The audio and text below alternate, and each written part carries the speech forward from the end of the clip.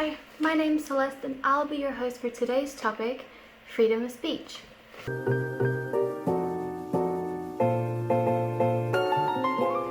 Charlie Hebdo is a French satirical weekly newspaper featuring reports, cartoons, and jokes.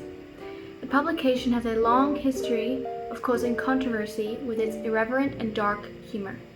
The paper satires many religions, publishing articles on Catholicism, Islam, and Judaism. It has provoked 3 terrorist attacks in 2011, 2015, and 2020 for its controversial caricatures of the Prophet Muhammad, founder of Islam. The public's mixed opinion on the topic has led supporters to embrace the expression "Je suis Charlie," French for "I am Charlie." Many journalists have taken up the term as a rally for freedom of speech and freedom of the press. Today, I will be comparing 2 newspaper articles representing a different perspective on Charlie Hebdo and how they manipulate American society with the use of language, structure, technique, and perspective.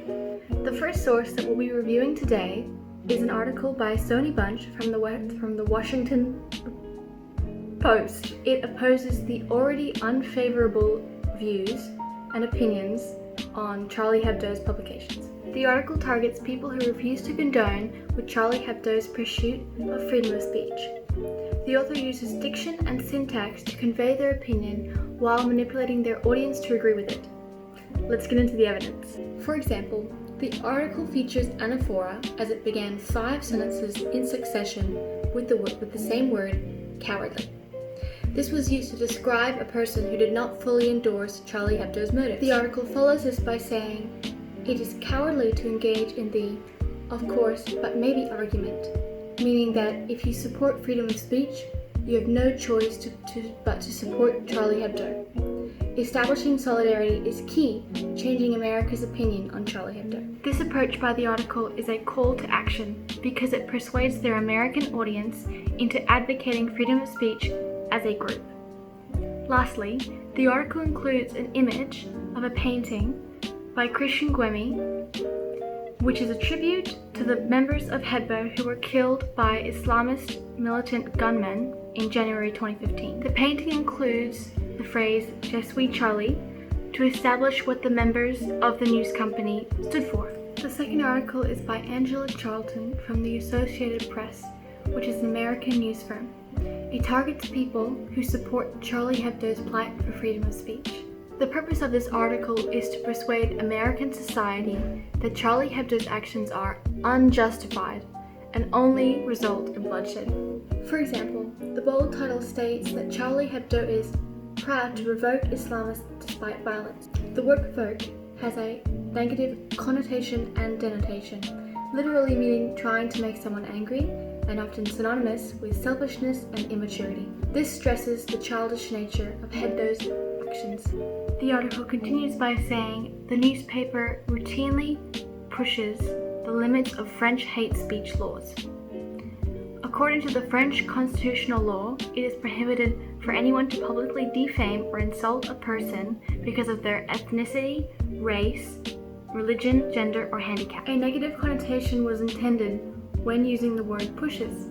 However, the literal meaning is to move forward by exerting force. Images of police heavily armed throughout the streets of France are included to show how extreme the situation is. It evokes a feeling of dread and fear in the reader because the police only involve themselves when someone is seriously breaking the law. Lastly, the article backs up their allegations with false and misleading information in the context of Hebdo's publications by claiming that French people find it disgusting or extreme, and their caricatures offend nearly everyone. The article intentionally excludes mention of "Je suis Charlie," a global rallying cry for advocates of freedom of speech, as it refutes their prejudiced statements and invited reading.